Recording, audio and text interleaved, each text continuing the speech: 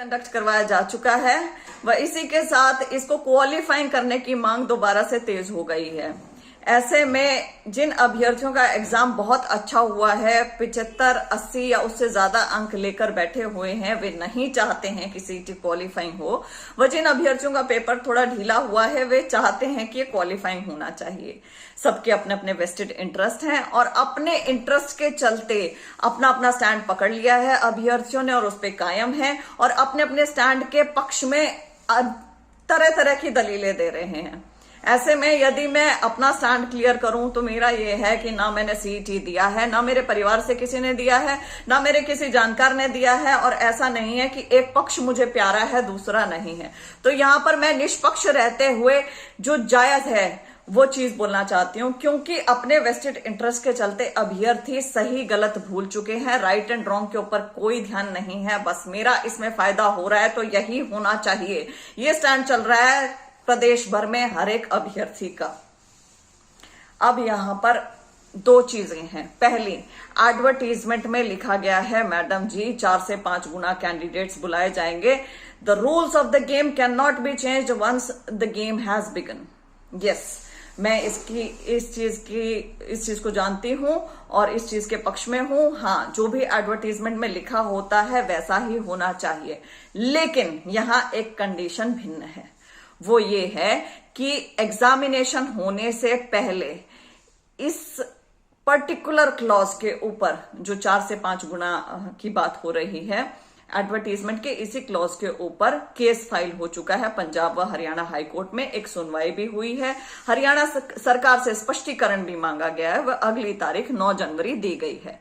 तो यहां पर कायदे से legally this clause can be legally changed, ये है, क्योंकि अभ्यर्थी एग्जाम होने के बाद नहीं गए हैं कोर्ट, एग्जाम देने से पहले चले गए हैं। एग्जाम देने से पहले उन्होंने कहा है कि हमें इस पर्टिकुलर क्लॉज से प्रॉब्लम है और हम ठीक है बैठ रहे हैं इस एग्जामिनेशन में, लेकिन हम हरियाणा और पंजाब हाई कोर्ट से गुहार लगाते हैं कि कृपया करके इसमें जायज जो भी हो वो फैसला दिया जाए। तो लीगली ये चेंज हो सकता है, पहली बात।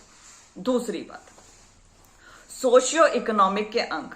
अब यहाँ पे बहुत सारे अभ्यर्थी हैं जिन्हें सोशियो इकोनॉमिक के अंक मिलते हैं, बहुत से अभ्यर्थी हैं जिन्हें सोशियो इकोनॉमिक के अंक नहीं मिलते हैं। जिन्हें मिल रहे हैं वो पॉजिटिव हैं और वो ये चाहते हैं कि हाँ क्वालिफाइंग होना चाहिए। जिन्हें नहीं मिल रहे हैं और उनके अंक ज्यादा हैं, अब वे नहीं चाहते हैं कि क्वालिफाइंग होना चाहिए, क्योंकि वो भी अपना कॉम्पिटिशन एलिमिनेट करना चाहते हैं।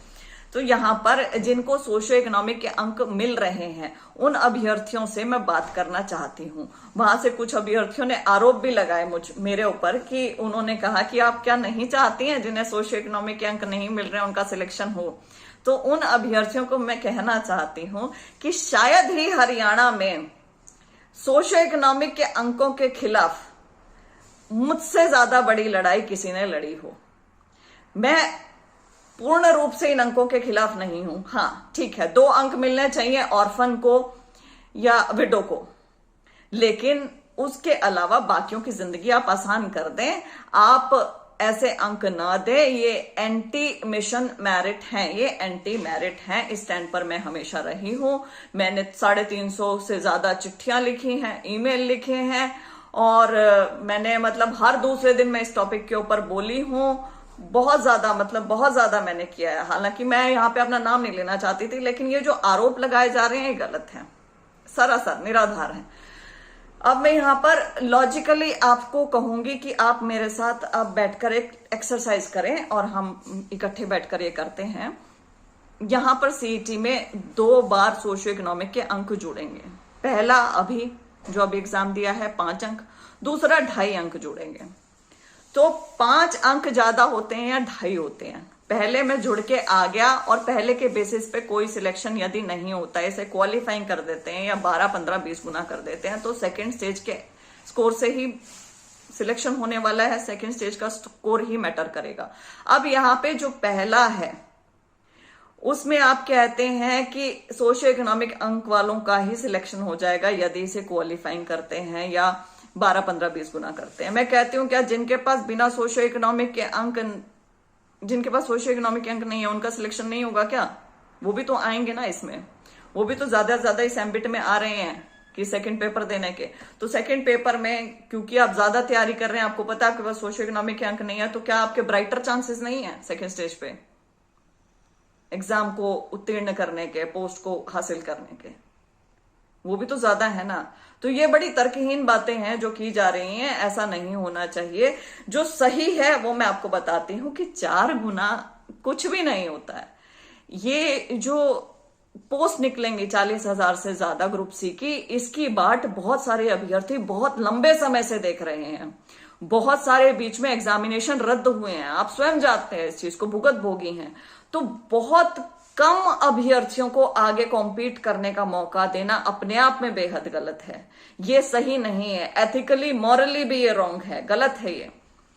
यदि आपको 4 या 5 गुना कैंडिडेट्स को ही मौका देना था तो दूसरा एग्जाम करवाने का कोई मतलब ही नहीं था। आप एक काम करते, सीधा सीधा इस पहले पेपर के बेसिस पे सिलेक्शन कर देते, देख लेते कि टेक्निकल जहां पे पोस्ट आती है, मान लीजिए जेई है, अच्छा इसने इंजीनियरिंग कर रखी है, ठीक है इसको जेई के लिए कर देते हैं, टॉप उठा लेते हैं, 4 गुना टॉप उठा लेते हैं, सॉरी जितनी पोस्ट हैं, अच्छा 300 पोस्ट हैं, 300 उठा के जेई के लिए भेज दिया। अच्छा हरियाणा पुलिस की 1000 पोस्टें हैं, 25 साल से कम ये टॉपर हैं, इन सबको उधर भेज दिया। तो सेकेंड पेपर करवाने का मतलब क्या था? सेकेंड पेपर में भी तो जांची जाएगी ना नॉलेज, टेक्निकल भी और हर एक तरीके की। आप टीना डाबी को जानते हैं? टीना डाबी ऑल इंडिया रैंक 1 थी आईएएस यूपीएससी के एग्जामिनेशन में। वो प्रीलिम्स बेयरली पास कर पाई थी, 0.5 मार्क्स से शायद उन्होंने पास किया था प्रीलिम्स, लेकिन वो मेंस में टॉपर आई थी। मैं ये उदाहरण इसलिए दे रही हूं कि ये जो पहला चरण है, जो जनरल एग्जामिनेशन है, वो एक्चुअल नॉलेज नहीं चेक कर रहा है, पोस्ट स्पेसिफिक नॉलेज नहीं चेक कर रहा है। और पोस्ट स्पेसिफिक चेक करने के लिए आपको ज्यादा लोगों को मौका देना ही देना चाहिए, यही सही रहेगा। यदि हम देखते हैं अपने पड़ोसी राज्यों के एग्जामिनेशन, यूपी हो गया, राजस्थान हो गया, या सेंट्रल लेवल के एग्जामिनेशंस, आपका यूपीएससी के एग्जामिनेशंस हो गए, एसएससी हो गया, बैंकिंग हो गया, हर जगह तो 12, 15, 20 गुना कैंडिडेट्स को मौका दिया जा रहा है। तो हरियाणा सरकार ऐसे अलग से कैसे चल सकती है? क्यों चलती है? आपसे भी कहना चाहूंगी कि आप अपने इंटरेस्ट के चलते सही गलत का फैसला कैसे कर लेते हैं। आपके यदि यहां पर लिखा है, भाग्य में लिखा है, तो कोई उसे नहीं छीन सकता है, कोई भी। इनफैक्ट यदि आप सही रहेंगे तो जल्दी चीजें मिलती हैं, ये चीज होती है। मेरा स्टैंड यही रहेगा कि 15, 20, 12, 15 गुना कैंडिडेट्स को एटलीस्ट 12, 15 गुना कैंडिडेट्स को अगले चरण में मौका दे हरियाणा सरकार। 4-5 गुना बहुत गलत है, आप इसके ऊपर पुनर्विचार करें। मामला हाईकोर्ट में पेंडिंग है ही, ऐसा नहीं है कि आप अलग से अभी चेंज कर देंगे और आपके ऊपर लिटिगेशन फाइल हो जाएगी। No, it is already pending in the high court. You can take a logical